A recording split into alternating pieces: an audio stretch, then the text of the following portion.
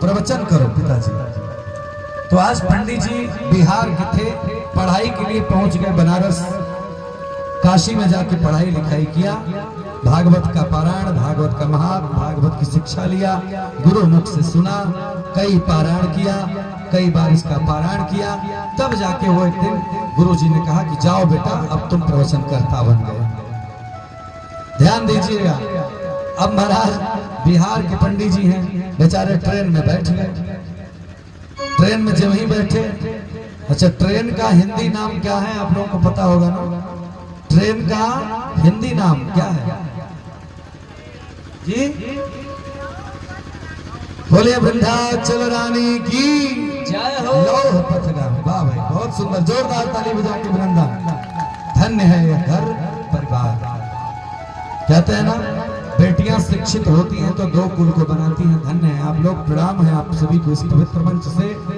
तो व्यास जी अर्थात पंडित जी पढ़ाई लिखाई करके पिताजी खूब बढ़िया ट्रेन में बैठ गए। अब उनको उनके मन में आ रहा है कि कब जजमान मिले या कब भागवत सुनाए, कब जजमान मिल जाए कब भागवत सुनाए। तो बेचारे धीरे धीरे धीरे धीरे गए घर, अपने गांव बिहार पहुंच गए। अब जाने के बाद अच्छा गांव देहात में एकदम उनका मकान था, तो अपने घर वालों से कहे कि भाई भागवत मैं पढ़ लिया, जानकार बन गया। तो घर वाले पत्नी बच्चे सब भोजन पानी कराते उनको। फिर एक दिन पत्नी ने कहा कि आप परमानेंट घर पर ही रहेंगे तो कैसे बच्चों का खर्च चलेगा? जब आप घर ही पर हम ही को देखेंगे बैठ के तो कैसे खर्चा चलेगा? इतना जाके बनारस में पढ़ाई किए, विद्वान बने और आप घर पे बैठे हैं। पंडित जी सोचे कि हाँ भाई बात तो ठीक है, अब पत्नी से कैसे कहेंगे जजमान नहीं मिल रहे हैं। अच्छा बेचारे भागवत पढ़े ही थे और तो कुछ पढ़े ही नहीं थे। तो पत्नी ने कहा, तो पंडित जी के मन में विचार आया कि चले भाई जजमान लाएं। घर से निकल दिए, गए शहर में, दो चार लोगों से कहे कि भाई भागवत सुन लो। अब किसी को समझे ना है कि भागवत है क्या। अच्छा भागवत को सब नहीं समझ पाएगा।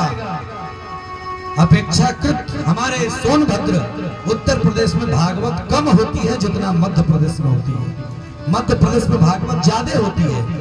यहाँ पे हमारे क्षेत्र में ज्यादा राम कथा, शिव कथा का ज्यादा प्रचलन है। लेकिन धन्य है मध्य प्रदेश, वहां से हमारे क्षेत्र में धीरे धीरे धीरे विस्तार हुआ। पहले भागवत का सिर्फ पारायण हुआ करता था, अब प्रवचन भी होने लगा। तो कहने का मतलब कि जजमाने बेचारे को कोई ना मिले। अब पंडित जी बेचारे घूमते रहे, फिर शाम को आते, पत्नी रूखी सूखी रोटी दे देते। धीरे धीरे धीरे महाराज मैया लोग एक साल बीत गया। अब सोची कि एक साल से पंडित जी घर पे, अब पंडिताई झेल रही हैं रोज। पंडिताई ने कहा कि महाराज आप कैसी पढ़ाई किए कि आज तक कोई जजमान आपको नहीं मिला। आज पंडित जी को बात लग गई और ब्रह्म मुहूर्त में उठ गए अपने गांव में। एक सेठ जी महाराज थे, बड़े लंबे चौड़े मोटे मोटे से थे। तो सेठ जी से जाकर कहा, पंडित जी ने कहा सेठ जी आप भागवत करा लीजिए। अब सेठ जी को क्या पता कि भागवत होती क्या है। वो बेचारे अपना नमक तेल और जो है कि घी बेचने में परेशान है सेठ जी।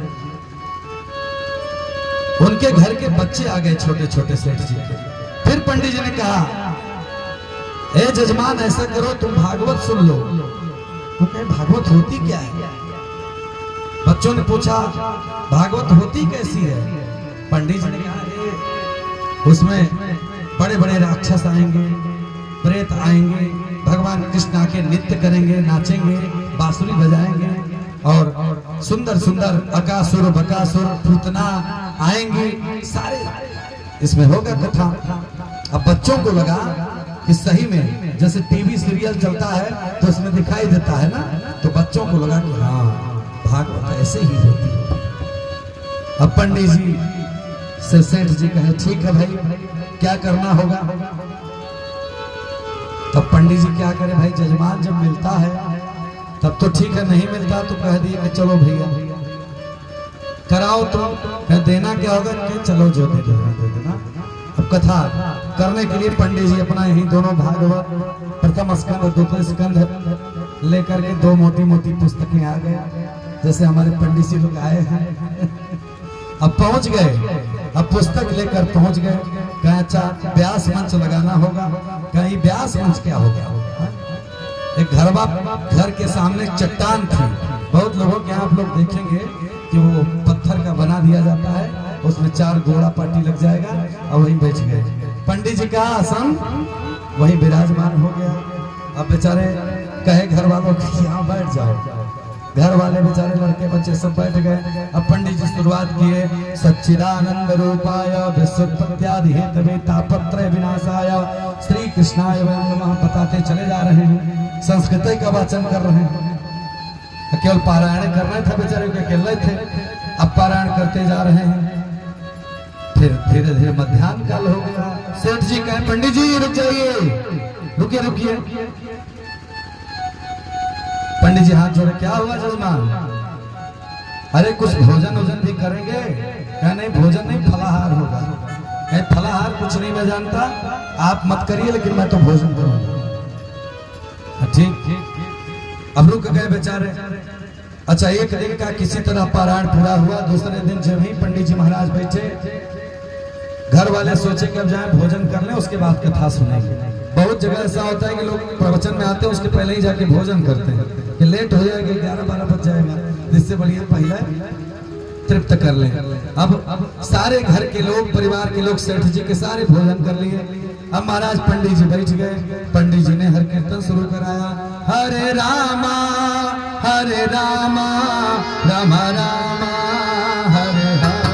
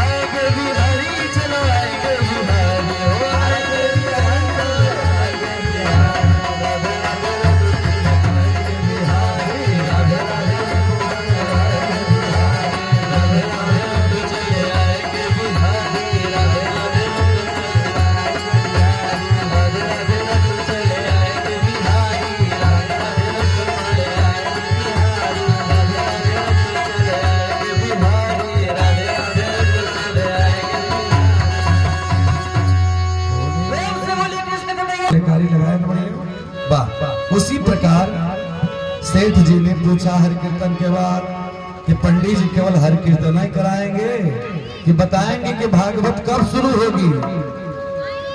अब पंडित जी बड़ा सोच में पड़े। महाराज एक दिन की कथा पारायण पूरा कर लिया, तब कोई पूछ रहा है कब शुरू होगी। अब बताइए।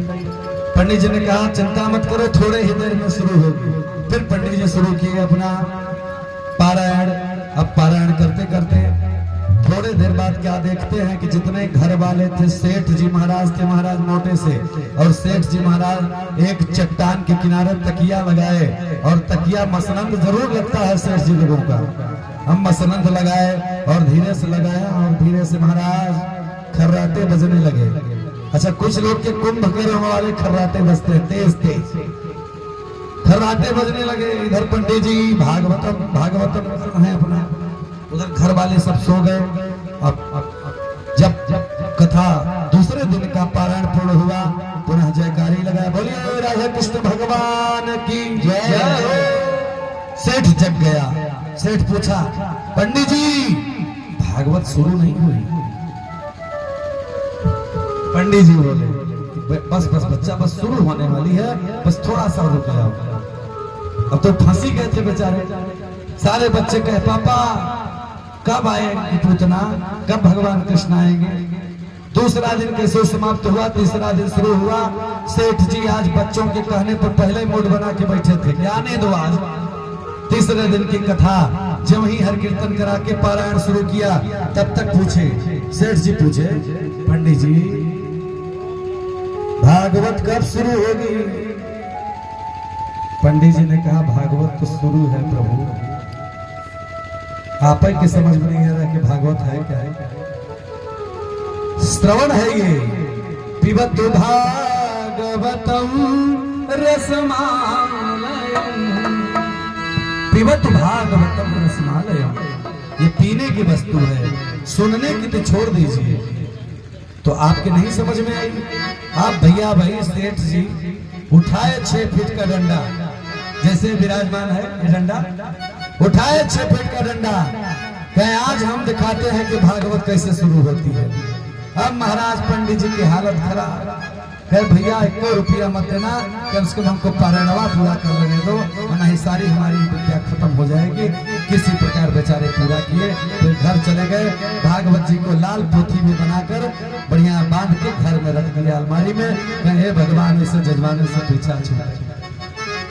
बोले भक्त वत्सल भगवान की परेशान होना पड़ता था। आप जैसे श्रद्धालु भक्त, आप जैसे पिता तुल्य माता जी के द्वारा देखिए विशिष्ट रूप से शोभा सम्मान बढ़ाया जा रहा है। विशेष दक्षिणा 501 रुपए अंग वस्त्र देकर के आप सम्मानित कर रही हैं। जोरदार ताली बजाकर विजंदन माता जी को सादर प्रणाम है मेरे तरफ से, हमारे समस्त सब। आइए अभिनंदन के क्रम में 2 बार प्रभु का नाम, उसके बाद अंतिम 12 स्कंद की कथा परीक्षित को सुखदेव जी ने जो बताया उसको बताकर फिर पुनः विश्राम। सभी लोग 2 बार प्रभु का नाम लें। गोविंद बोलो, हरि गोपाल बोलो, राधा